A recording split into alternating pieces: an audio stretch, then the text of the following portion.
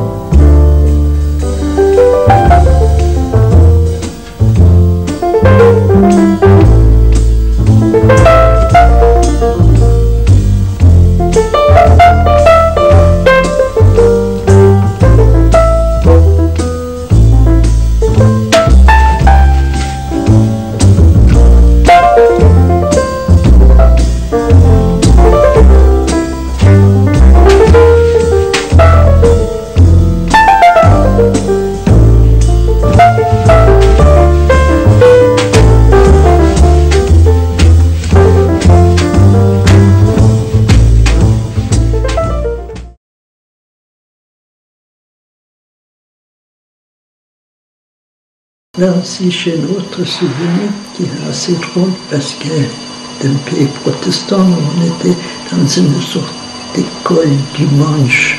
Je suis une bonne femme qui racontait un peu l'histoire, la religion, je pense. Et un jour, le roi devait passer par là. Et elle nous a préparés pour être là, à accueillir le roi quand il passait. Et les filles, avec des bouquets de fleurs, et le garçon avec des petits drapeaux. Il y avait 3 grandes voitures noires qui passent comme ça à travers. On n'a pas vu dans lequel était le roi. Ça ressemblait. Pour nous, ça ne ressemblait pas à roi non plus. Après, on était de chaque côté de la route à attendre. Et d'un seul coup, il y a un petit royaliste. Parce que le roi, il était en retard pour son rendez-vous vers Limhamn, le port de pêche, et il ne savait pas, il n'avait pas vu qu'il y avait des gens qui... Donc la route était là. Et la musique, tu l'as appris où? Pas du tout à l'école. Nous, la musique, c'était à la maison que j'écoutais. Parce qu'on avait un gramophone, c'était un tourne-disque avec une manivelle. Le disque de 78 tours, le disque noir. Et c'est là que j'ai commencé à écouter la musique. Mon père, il aimait bien. Après, quand il a travaillé dans la journée, il avait son bureau dans la maison de bureau d'architecte. Il venait, c'était l'heure sacrée, on buvait du thé, mangeait des tartines vers 9 heures. Quand j'étais un peu plus grande, parce qu'à 7 ans, j'étais envoyée au lit plus tôt. Mais là, il avait ce gramophone, jouait des valses et des tangos. Essayait d'apprendre de pas de tango. Mais... Vous avez appris le piano aussi? Oui, le piano, c'est... Bon, ma mère avait appris, comme les jeunes filles bourgeoises, un peu de jouer le piano. C'était tous les jours comme ça, broder, tenir la maison, jouer un peu de piano, parce qu'il n'y avait pas Il n'y avait pas de radio encore, et encore moins de télévision, c'est beaucoup plus tard. C'est-à-dire, tout était ce qu'on pouvait faire soi-même pour se distraire. Et je ne suis pas sûre, mais je crois bien que c'était ça. Mes parents avaient acheté un piano, d'ailleurs un piano à queue, un Steinway, c'était un très bon piano. Pour la sœur de ma mère qui, on dit, c'est très douée, et qui est morte dans la grippe espagnole à 22 ans. C'est-à-dire, elle n'a pas beaucoup eu le temps de jouer là. Et ma mère, elle voulait que, d'abord c'était Ingrid, apprendre à jouer. Comme le piano était là, il fallait quand même apprendre. Et après quelque temps, Ingrid ne voulait absolument pas. Et moi, je dis, mais moi, je l'ai très vite compris pourquoi elle voulait. Cette femme qui donnait des leçons, qui venait en bicyclette dans le quartier, elle tapait avec un crayon comme ça sur le doigt, quand on se trompait, qu'on se trompe beaucoup de cette façon très sec, comme ça tapait, ça faisait pas trop aimer la musique, ou le jouer.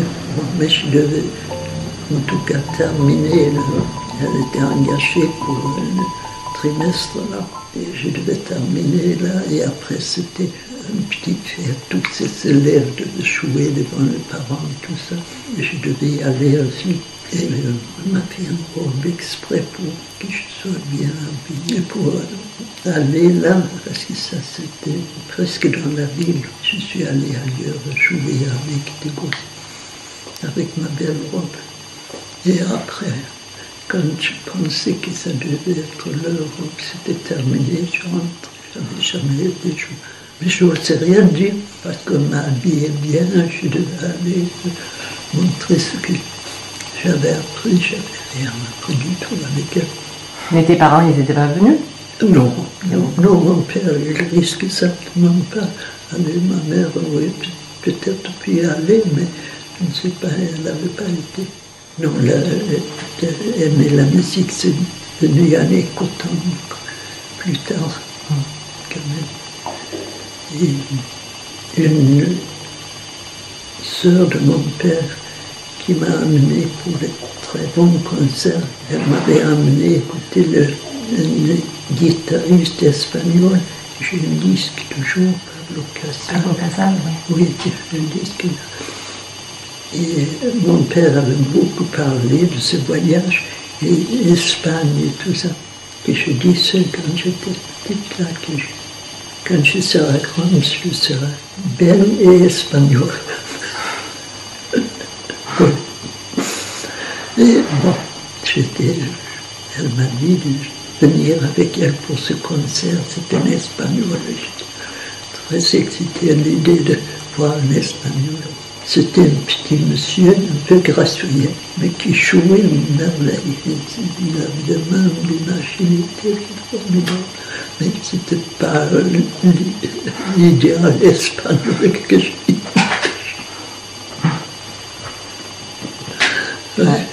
Mais c'était un très très bon musicien. Et après, plus tard, il m'a amené pour un autre concert, et c'était une cantatrice noire, Marianne Anderson, qui chantait des Negros Childers et aussi des chansons classiques, de musique classique. Une très belle voix, une femme très belle à regarder aussi, des classes pour l'indignité. D'ailleurs, cette chanteuse, cantatrice, était invitée à Carnegie Hall à New York, une salle de concert très très connue pour chanter. Et elle est allée chercher un hôtel modeste, elle ne pensait pas du tout l'hôtel refusé parce qu'elle était noire. Et elle devait chanter le soir là, dans cette grande salle de concert où les gens qui aimaient la musique venaient écouter. On n'empêchait pas. Non. Le racisme. Non, il y en avait pas. Ils sont beaucoup fait reconnaître par le jazz. Après, oui, ils ont été très apprécié comme ça, Ouais. mais pour les gens ordinaires Oui. qui ne voyaient pas ce côté-là, on voyait que la couleur de peau. Comment tu en es arrivé à dessiner, à peindre? Oui, c'était ça que je voulais dire. C'est une crise calcaire-biliaire. Et on avait opéré, le père dit qu'aujourd'hui ça ne se permet pas, ça se traite de l'autre façon. Et ça a fait une certaine intoxication après. Et d'ailleurs, ça je me souviens très bien que ma mère et Ingrid étaient appelées à l'hôpital tard le soir parce que ça allait un peu mieux. Après ça, il a eu une crise. Et moi, Martha était chez une sœur de ma mère à Helsingborg. Mais moi, j'étais à la maison avec ma grand-mère maternelle, je crois. Et comme enfant, on apprenait de faire une petite prière le soir avant de dormir, que je faisais comme ça, parce que ça faisait. Et je me souviens que j'avais dit que si mon père mourait, jamais plus que je faire de prière. Si le Dieu laisse mon père, je n'ai jamais plus faire de prière, plus faire de prière non plus. Et je dormais, je m'endormais très tard cette nuit-là. Après, bon, on a quitté la maison là pour aller vivre en ville dans un appartement. Parce que là, ma mère ne pouvait pas tenir cette maison qui était trop grande avec le frais qu'il avait. Et mon père, il avait. C'est pas quelqu'un il n'était pas du tout homme d'affaires. Après ce qu'on dit, c'est parce qu'il payait toujours. Quand il devait quelque chose, il le payait tout de suite pour plus penser. Il avait mis un peu d'argent à côté pour nos études aux 3 pays. Autrement, il n'y avait rien. Il y avait la maison, le jardin. Et ma mère a réussi de vendre la maison d'une personne que ça lui a donné un peu pour vivre parce qu'elle n'avait pas de métier, rien du tout. Et le piano, évidemment, a été vendu parce que dans un petit appartement en ville, on ne peut pas amener un piano comme ça. Alors, mon père avait commencé parce qu'il était un peu collectionneur aussi, achetait des tableaux de gens peintres moins connus à l'époque, qu'il connaissait personnellement aussi. Et il y avait là, chez qui j'étais l'été, c'était après sa mort, et j'étais là, j'ai commencé de dessiner, peindre un peu avec lui. Après, il y avait un autre qui était un très bon ami aussi, qui habitait à la campagne, pas très loin de Malmö. Dans un vieux château, c'était un château du XIIe siècle, c'était après la saison noire à l'époque. Et le bâtiment d'habitation était moins ancien. Il y avait une grande parc, c'était très très beau. Et j'étais chez lui aussi.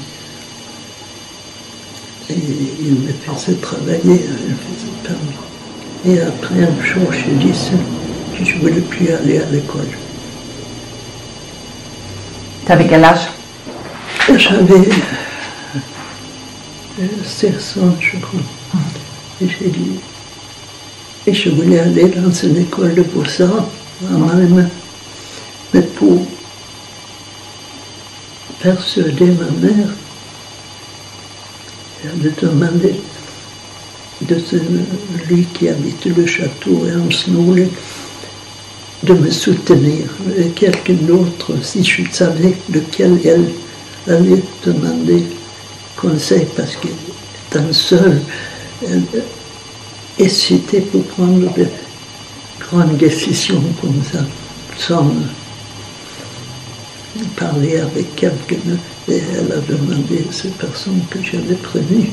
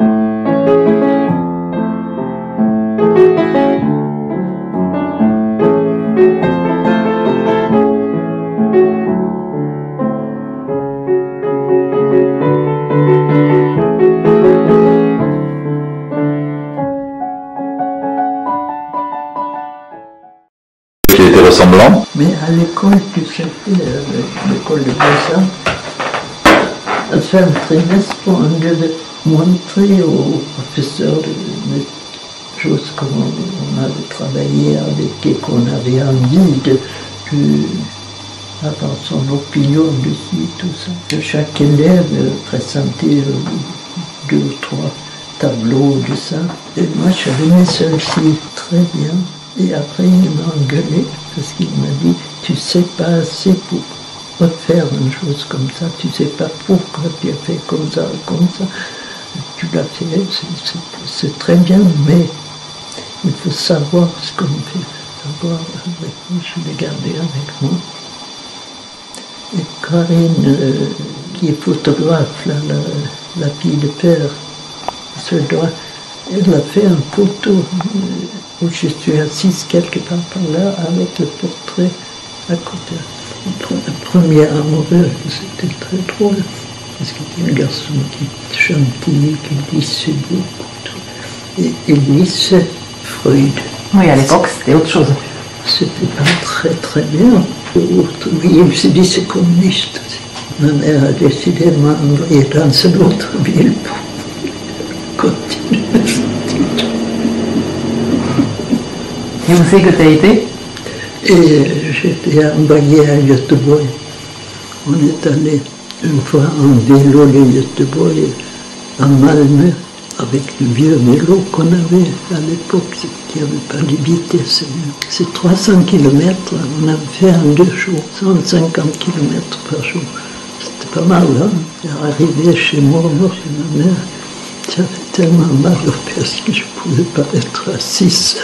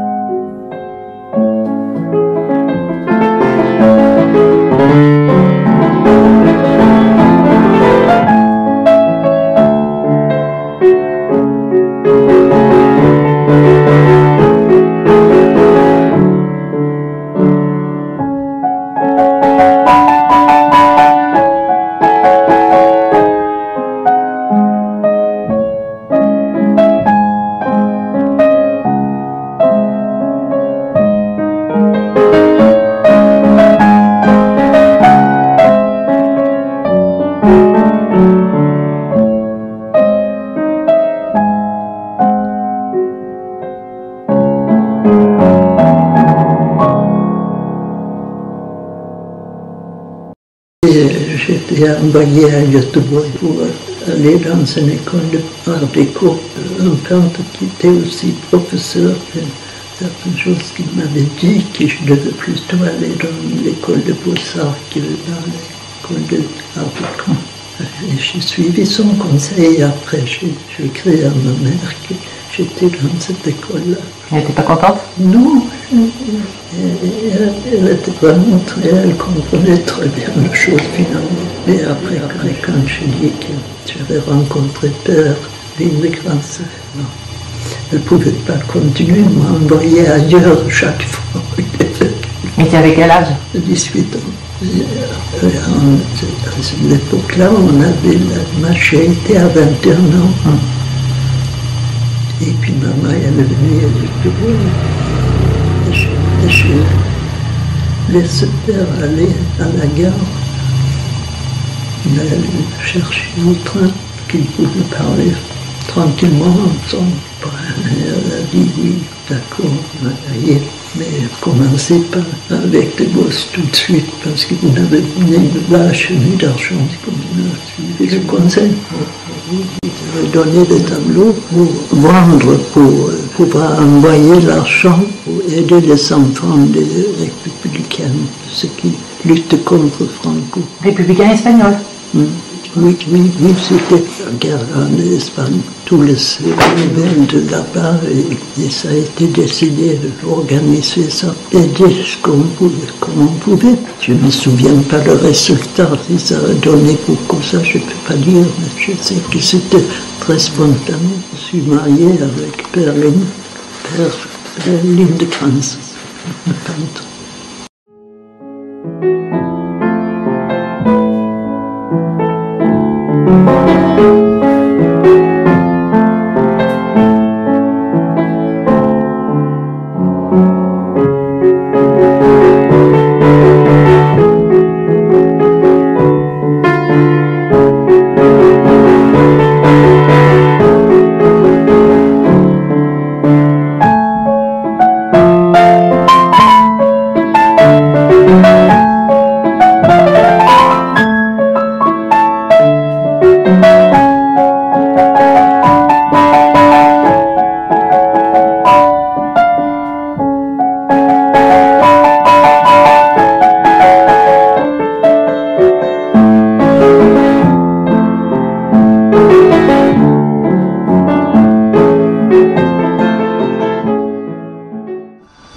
autres tableaux? Ceux qui sont là, c'est à faire Lindekranz.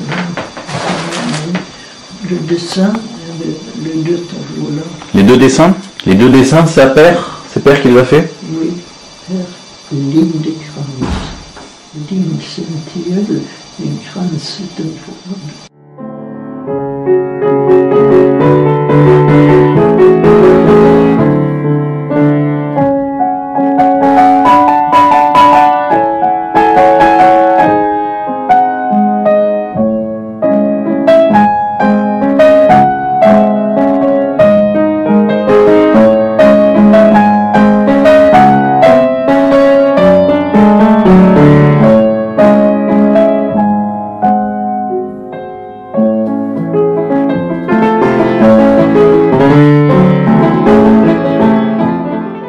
Après, c'était 39, on est parti à Paris, on est resté 5 mois. Au début, on était une maison d'atelier 14e, je me souviens que dans l'entrée de la ruelle où était la maison d'atelier, il y avait un café, je suis allé dire que j'avais froid. Il m'a fait un vin chaud avec une tranche de citron, avec du cannelle, le clou de girofle, et après j'allais en chaud. Et le patron, il m'a dit, attendez, je vais vous préparer quelque chose. Il m'a fait un vin chaud. Je lui ai dit, je ne parlais pas beaucoup français. Je lui ai dit, j'ai froid. Et il riait. Je me préparais un vin chaud. C'était bien. Et après, bon, on allait, c'était quand même juste avant la guerre, hein, on voulait quitter Paris, un copain, vers la vieille, mon frère, il a une petite auberge dans les Pyrénées, pas loin de Lourdes, mais de l'autre côté la rivière, là, et ça coûtait 3 francs par jour, pension complète. C'était pas cher. Pas beaucoup d'argent non plus, mais c'était vraiment pas cher, c'était sympathique. L'homme faisait la cuisine, les filles faisaient les chambres, plus ou moins bien, que les filles de 14-15 ans. Et la femme, elle faisait différentes choses comme ça. Toute la famille travaillait comme ça. On était bien là. Et après, on sortit de ça, on se promenait, on a vu une autre colline, une montagne avec une croix au sommet. On a commencé à grimper dans le petit sentier où il y avait des fourchères hautes où on disparaissait presque dedans. Et d'un seul coup, on entend quelqu'un en bas sur la route qui nous criait après, furieux. On descend sur la route, l'homme en bas là nous attendait, il dit, vous êtes complètement fou, on ne peut pas monter comme ça, il y a des trous dans la montagne, vous pouvez tomber, disparaître. Parce qu'il y avait des vaches qui tombaient à travers. On allait visiter une grotte. C'était un petit garçon qui nous accompagnait. On entrait dans cette grotte, c'était un peu éclairé ici et là, comme ça. Et d'un seul coup, il éteint la lumière. On était là dans le noir. On voit une lumière au fond de la grotte qui s'éclaire de plus en plus. C'était une statue de la Vierge. On n'était pas très croyants, tu sais, le jeune là, vite compris qu'on ne croyait pas au miracle. C'était une statue qui était peinte avec des couleurs un peu phosphorescentes qu'on sortait au soleil de temps en temps pour le recharger, on le mettait au fond, parce que le vrai catholique croyait un miracle. C'est bon. Qu'est-ce que tu disais quand vous êtes arrivé là? On avait vu de l'autre côté la rivière, vers Lourdes, tu sais, Lourdes, qui fait des miracles. On a vu la procession qui passait et on a dit on va aller là-bas voir ça de près, des protestants pas pratiquants qui par curiosité aller là-bas, suivre la procession, découvrir que les gens venaient tout le temps se trouver au milieu de la procession. On arrive devant l'église, il y a beaucoup d'illuminations partout, tout s'était éteint, sauf un petit hôtel devant l'église où il y avait une curé qui allait, et tout le monde tourne à genoux, sauf nous trois. On est restés bêtement debout. On se tirait sur le côté, parce qu'on n'a pas l'habitude de tomber à genoux. Tu peux imaginer comment on se sent. Bon, et après, la procession a continué jusqu'à devant cette grotte où elle a eu son Bernadette, je crois, elle s'appelle, il y avait vu la Vierge, la Vierge, le chant passé, j'étais dessous et on a essayé de compter combien elle gagnait. C'est pas très catholique ce qu'on faisait. Et bon, le dernier jour où on était là, il y avait un train qui venait de Calais, des catholiques anglais qui envoyaient des malades pour se faire miraculiser à Lourdes. Quand on est revenu à Paris, il fallait absolument, la frontière pour l'Allemand était fermée, il fallait passer par Angleterre pour entrer en Suède. Arrivé à Calais, on montait sur un bateau pour il y avait un train qui arrivait de Lourdes. On a dit il faut attendre. Et c'était ces pauvres malades qu'on avait trimballés là-bas qui n'ont pas eu le temps d'être miraculés, qu'on retransportait en Europe. Et on les a vus de près quand ils le transportaient sur le bateau. C'était impressionnant. 2 jours à Londres, mais Londres, on commençait déjà à mettre des sacs de sable partout pour protéger de fenêtres, de portes en bas, près de la rue. Et on n'a pas beaucoup vu. Et bon, on passait par Tilbury, un bateau pour Göteborg. C'était le 3 septembre. On était en mer du Nord. On a dit à la radio que la guerre était déclarée. Les Allemands s'étaient entrés en Pologne. Alors, qui c'est lui? C'est un Allemand qui avait dû fuir le nazi, il y a aussi un écrivain. De lui qui a été censuré. Il y avait beaucoup de réfugiés des nazis. Et la Suède était soi-disant neutre. Et il y avait des gens qui protestaient parce qu'il y avait des convois allemands qui passaient à travers la Suède pour Norvège. Et les gens protestaient contre. Un ministre a dit ça ne peut pas déranger les gens parce que le train passe la nuit. Et personne ne les faisait dérailler? Non, c'était de passer pour monter des soldats, de matériel en Norvège. Ouais, vous auriez pu les faire dérailler quand même. Je ne sais pas si quelqu'un a essayé, il n'y avait pas. Non, c'était difficile parce que c'était le pays neutre. Il ne fallait pas se fâcher avec les Allemands. Parce qu'ils avaient toujours eu beaucoup de bonnes relations avec les Allemands. Et justement, ceux qui, jeunes, ont étudié, vu tout ça en Allemagne, qui avaient eu de bons amis, beaucoup de mal de comprendre que ça pouvait changer comme ça. Des gens qui sont connus, qui ont dû fuir aussi, ou qui étaient mis dans les camps. Des gens dans la famille aussi? Oui. Aussi, ma mère avait un frère qui était marié avec une Polonaise. Il était ingénieur, il travaillait à Mannheim. Il avait 2 garçons. Et je me souviens qu'il est né, il était dans la jeunesse hitlérienne, il est très fier d'être. Il avait envoyé une photo, une espèce d'uniforme, très content. Il est mort à Stalingrad, lui. Et son frère plus jeune n'était pas du tout pour, mais il a été aussi très à la fin envoyé en Russie.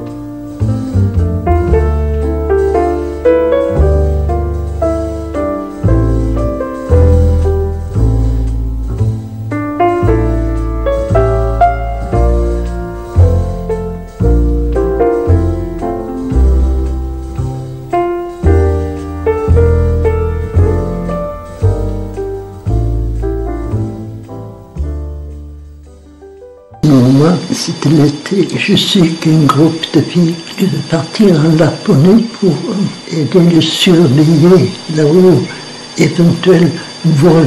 C'est le vol du côté de la Russie, Finlande et Norvège qui était occupé par les Allemands.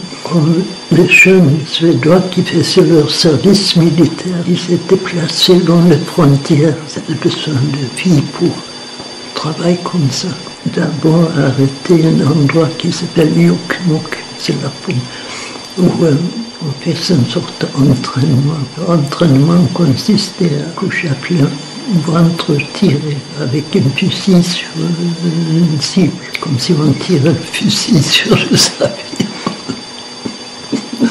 Tout à fait ridicule. Après, on était mis dans un camion et envoyé encore plus vers le nord, un endroit qui s'appelle Pieske.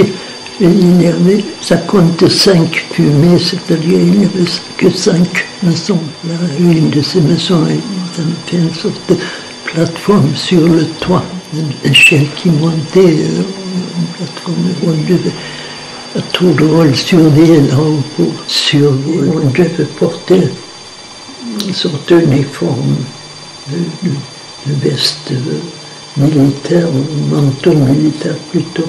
Et un petit galop, quelquefois de visite de l'officier qui venait l'inspecter. Une fille qui était sur le toit, là, elle avait mis un foulard rouge autour de la tête.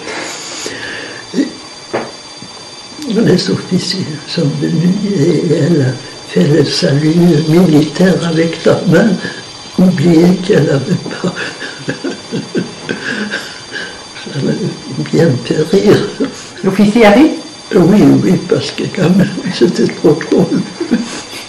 Elle était surprise de la visite et elle se met bien droite comme ça avec la main. Parce qu'on avait appris qu'on saluait les officiers comme ça. C'était pas moi. J'avais entendu un avion qui passait, et c'était un avion ambulance qui passait, parce qu'il y a à Boden, une ville encore plus nord, où il y avait la dernière ville du nord qui avait un hôpital. Il envoyait des hydroplanes comme ambulance, parce qu'il n'y avait pas beaucoup de routes là-haut. Il fallait surtout pas le descendre dans celui-là. Oui, il descendait tout seul sur le lac. C'était 3 semaines, je passais là-haut. C'était bien, parce que c'est surtout la garde la nuit, où c'était tout à fait calme. Le lac était comme un miroir, et je me souviens une fois un oiseau qui est venu et qui a plongé pour pêcher. Et on voyait l'image d'un oiseau aussi net dans l'eau que celle qui venait du ciel. C'était très beau. Non, mais pour aller là-haut, à cet endroit, Pieske, on a traversé, suivi en route à travers le bois, kilomètres, comme ça, c'est monotone. Et on voit un panneau au bord de la route, comme un nom de village. C'était marqué Cercle polaire. Et ça m'avait beaucoup impressionné parce que j'ai cru que c'était une chose marquée sur les cartes uniquement. On le marquait aussi dans la nature. Cercle polaire. Mais cet endroit où on surveillait les avions, c'était au-dessus du cercle polaire. Oui, mais c'était l'été. Il y avait, c'était très beau, et le soleil s'est couché pas. On voyait le soleil descendre pour remonter aussi vite. Mais de vivre là, le soleil de minuit, c'est assez fantastique. Parce que les fleurs, les plantes, tout ça, jour et nuit, pendant quelques mois, ils sont plus grandes là-haut que plus au sud. Les mêmes plantes, les mêmes fleurs, plus vigoureuses, plus de couleurs.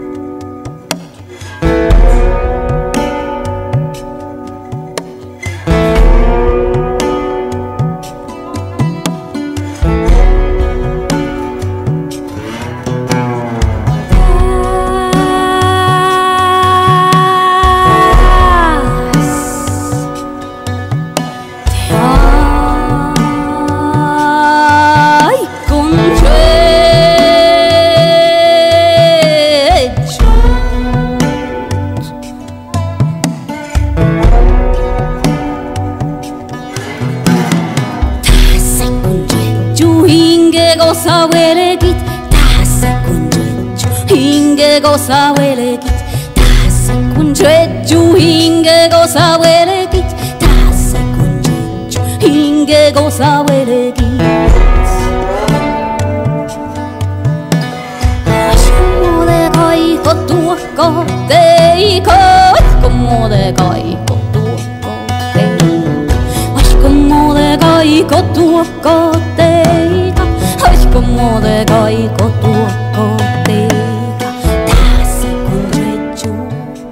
Non, après je suis retournée à Stockholm, c'est là que j'ai commencé à travailler dans une galerie, Gomessons Konsthall, que plus tard, c'était à Paris, j'ai appris ça, que Kandinsky, le peintre Kandinsky, que j'admire beaucoup, il avait exposé à cette galerie en 1921, quand j'avais 4 ans.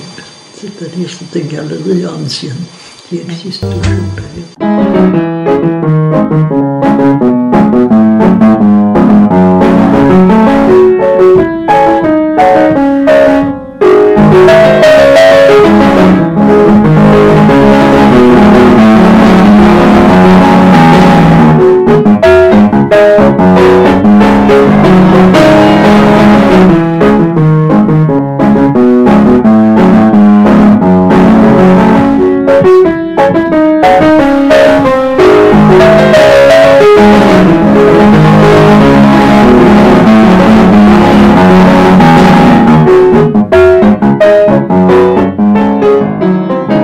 Quand j'étais à Stockholm, je fréquentais beaucoup de réfugiés parce que la galerie Gomessons venait souvent à l'exposition et les artistes réfugiés avaient fait une baraque pas très loin de là, une sorte de maison préfabriquée où ils faisaient leur exposition. C'était des Norvégiens, des Danois, des Polonais, des Allemands aussi, parce qu'il y avait des Allemands qui avaient fui Hitler aussi, et d'autres. Et j'étais beaucoup avec eux aussi. Quelqu'un qui m'avait demandé de quelle nationalité j'étais, parce que je parlais si bien suédois, parce qu'ils pensaient qu'on était tous des réfugiés. Et on faisait des fêtes ensemble, et comme personne n'avait d'argent, chacun portait un petit peu et on mangeait ensemble. On a pris l'habitude de faire de cette façon. D'ailleurs, plus tard, je continue en Norvège, en Danemark, même en France, faire le knytkalas, quand on porte quelque chose dans un petit, comme une sorte de foulard, on met des choses en nous. Oui, c'était les années de Stockholm, 1945, et la guerre était finie. Et tout ce qui était réfugié pouvait revenir dans leurs différents pays. Et Stockholm s'est vidé pour moi. Tout ce monde que j'avais connu, j'ai beaucoup aimé une chose. Et qui était peur, parce que c'était quelqu'un qui parlait pour ainsi les gens. Quelqu'un qui te répond quand tu dis quelque chose. Une demi-heure après, tu as dit quelque chose. Pas très très facile à vivre quand on est jeune. Je suis monté à Stockholm. Contre Nils Franzén. Et d'ailleurs, un jour, quand je revenais de la galerie d'art où je travaillais, Père Lindekranz, que j'étais mariée avec, et je croyais d'être divorcée parce qu'on avait entrepris un divorce, mais finalement on n'avait pas signé le papier comme il fallait. Lui aussi il croyait qu'il était divorcé. Bon. Et je vivais avec lui, le père est venu en Stockholm, il m'avait cherché pour savoir pourquoi je l'avais quitté. Et comme j'ai un dessin de père, un autoportrait que j'aime beaucoup, que j'ai toujours avec moi. Et moi, je connaissais bien sa tête quand quelqu'un qui a tapé sur la porte était là. Rien, il a dit, vous n'êtes pas père, entrez. Et ils sont bien sympathiques, ils parlaient de pêche, de choses, pêche dans la nature, dans les petites rivières, la gare. Lui, il écrivait. Il était peintre et... Non, lui, il était poète. Niels. Ah, c'est Niels, d'accord. Mais c'est le poème. Il était comme ça à l'époque où je le connais. Tu veux bien lire la dédicace? Oui, mais tu sais ça écrire en norvégien. Ben, lis-le en norvégien. Il écrit Karine Mene Nielsen og mange dikter av vekslende innhold og kvalitet. Noen av dem husker du kanskje, eller i alle fall bakgrunnen for dem. En del felles minner har vi fra Skandinavia og mange felles venner fra din poetiske Marie husbonde, alltid delvis Niels. Qu'ils étaient toujours, même séparés toujours, à partir de lui. Mais on était restés très amis. Et il a écrit de très beaux poèmes, ça c'est sûr. Il n'a pas écrit beaucoup de livres, quelques livres de chroniques et des choses comme ça, mais surtout des livres de poèmes.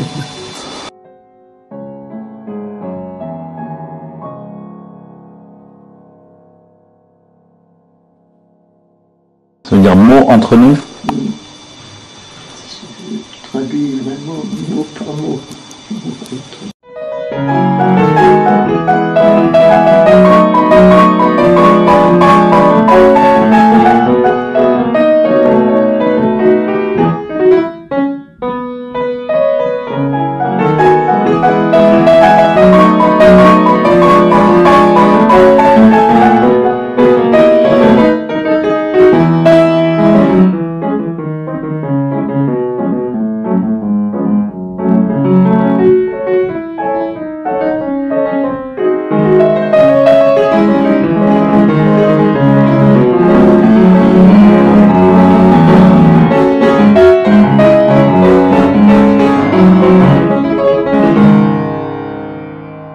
Niels m'a amené dans sa famille. Ils habitaient une maison près le pont et au 4e étage. Et quand sa mère, parce qu'en Norvège, évidemment occupée, ils ne savaient pas grand-chose, ni à manger, ni autre chose. Elle avait réussi de trouver quelques bananes.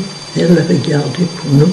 Mais elle oubliait de nous donner, et quand on était en bas dans la rue, elle a ouvert la fenêtre, appelé, et elle a acheté les bananes. Évidemment, les bananes, on a vite caché ce qui restait parce qu'ils se sont écrasés dans la rue. Mais c'était une famille de quoi, la famille de Niels? Lui, c'était... il était architecte pour mon père, et aussi quelqu'un qui avait... jeune étudié en Allemagne aussi, et il avait essayé de parler avec des Allemands qui venaient, et il avait tout de suite accusé des collaborations, ce qui n'était pas du tout le cas. Et il a été envoyé dans un camp en Norvège, camp de travail, déporté, soupçonné de collaborer avec. Non, il ne comprenait pas. Les Allemands qu'il avait connus, que ça pouvait changer à un tel point qu'il pouvait faire une chose comme ça, à la guerre, s'occuper des autres pays et tout. On a habité un endroit qui s'appelle Nesodden, pas loin d'Oslo. On pouvait aller sans prendre le bateau à Oslo, mais il fallait entrer dans un fjord comme ça, fait une grande tour. Et on avait un bateau qui allait, c'était des spécial, mais dans l'occupation où il n'y avait rien. Et après, la Norvège était pauvre au début, maintenant c'est pour acheter l'huile dans la côte et son Pétrole. Pétrole, oui. Oui, je suis allé dans une école de beaux-arts aussi, et j'étais avec un groupe d'artistes qui faisaient le troc, parce qu'en Norvège, pendant la guerre, ils n'avaient rien. L'argent était moins important que les choses. Et on proposait des tableaux de sculpture contre les choses ou contre le soin. Un dentiste qui prenait tableau pour soigner les dents, par exemple. On pouvait acheter, avoir des vêtements contre le tableau, ainsi de suite. Et c'était un groupe qui était bien organisé, qui faisait des expositions. J'ai participé là. Et même une fois, il y avait ces expos qui étaient partis dans différentes villes tout le long de la côte norvégienne. Et nous, on était à Oslofjord, un endroit là où la grand-mère de Nils Kapanou habitait là. Après, on était sur une petite île aussi, et il a fait froid de nouveau. On avait des difficultés à se chauffer. Je me souviens, un jour, on reçoit un dame avec l'argent. C'était un tableau que j'ai vendu dans une île nord quelque part. Évidemment, c'était formidable. Et on avait été, Nils est allé faire les courses, acheter une bouteille de vin et tout. Et on s'habillait bien, on était tout seul. Marqué que c'était une voisine, une femme d'agriculteur qui venait emprunter des livres. Elle est venue. Elle demandait ce qui se passait parce qu'on était là avec une bouteille de vin bien habillée. Personne d'autre. On l'invitait aussi boire un verre et expliquer. C'était l'argent qui tombait du ciel. Parce que vraiment, on n'avait pas grand-chose là. Mais après, bon, on est allé dans le cabanon de sa grand-mère. Et une fois aussi, c'était quelqu'un qui m'a commandé de faire un portrait d'un petit cric sur une île où elle avait très bons souvenirs quand elle était enfant, parce qu'ils allaient toujours là pique-niquer sous un grand arbre près de l'eau, et j'étais voir ça, et j'avais une petite barque que j'ai attachée un peu vers un autre, vers un petit îlot aussi, où j'étais en face de cette plage. Et je dessinais, je commençais à peindre ça, en espérant qu'elle allait se retrouver, parce que pour elle, c'était avoir l'image de ce qu'elle aimait beaucoup. Et finalement, quand elle a vu le tableau, elle a dit, oh, c'est là, cet arbre, on était toujours, elle était contente. Là, c'était pareil, je faisais des marchandises pour la somme d'argent qui, là, j'avais laissé un tableau de 200 endroits, là, dans une boutique. Et là, on avait dit que le tableau, on avait dit le prix en argent. Et après, j'avais le droit de prendre des choses chez elle pour manger. Je suppose qu'aujourd'hui, ça n'existe plus, cette groupe de peintres qui faisaient le troc, parce que c'était quand même un peu spécial, lui étant l'occupation. Le cabanon était un peu dans la montagne, et le village était au bord de l'eau. Je descendais là et les gens disaient, mais tu n'as pas peur d'être seul là-haut. Et quand je suis revenu là-haut le soir, je commençais à entendre toutes sortes de drôles de bruit et je faisais un tour du haut pour voir, il n'y avait rien. C'était parce qu'on avait dit, tu n'as pas peur d'être seul. Mais la ferme qui était assez près de là, mais il y avait le bois entre. Ils avaient l'habitude de laisser leurs chevaux libres la nuit. Et le matin, c'est dans cette clairière où il y avait le cabanon passé devant la maison. C'était assez impressionnant parce que c'est de gros chevaux de travail. Dans la cuisine, j'avais la radio et j'ai écouté la musique. Et la fenêtre était dans la porte, la fenêtre à côté. Je vois un cheval, là aussi, le pelard, écoutez aussi, et après je vois le poignet là. Ouais. Mais il n'est pas entré comme. Mais je ne sortais pas tant que les chevaux étaient près de la maison, parce qu'ils étaient trop impressionnants. Et tu sais, je suis monté dans ce petit bateau à voile. C'était un bateau à rame où on a mis un mât, un voile. Et les autres étaient tellement habitués qu'ils imaginaient pas que quelqu'un pouvait avoir peur. Le bateau était penché comme ça. Et on allait vers le large. Et j'avais une peur que c'est pas possible. Et je me penchais de côté haut comme ça pour si ma poids pouvait empêcher le bateau de basculer. Et là, d'un seul coup, j'avais plus peur. C'est comme si la peur pouvait arriver à un certain point et après c'était fini.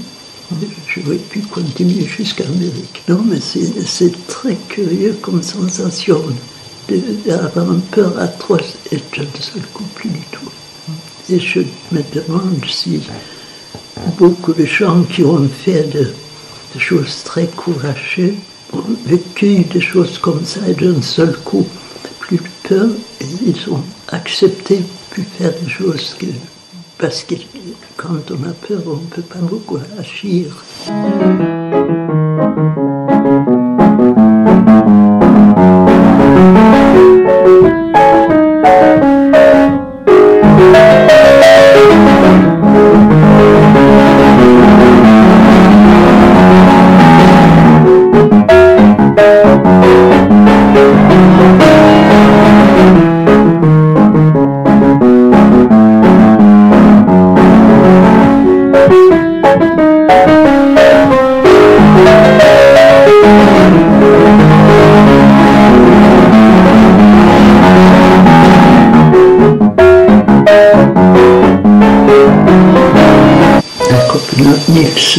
Se plaisait pas trop, et moi je voulais rester. Et j'ai commencé à l'académie de Boussard, là aussi, et après j'ai trouvé du travail dans une maison de couture. Il fallait une personne pour faire des retouches. J'ai travaillé jusqu'à un jour, j'ai dit maintenant je vais partir, j'ai envie de... Il s'est retourné en Norvège, entre-temps, il est parti à Paris, et c'était 49.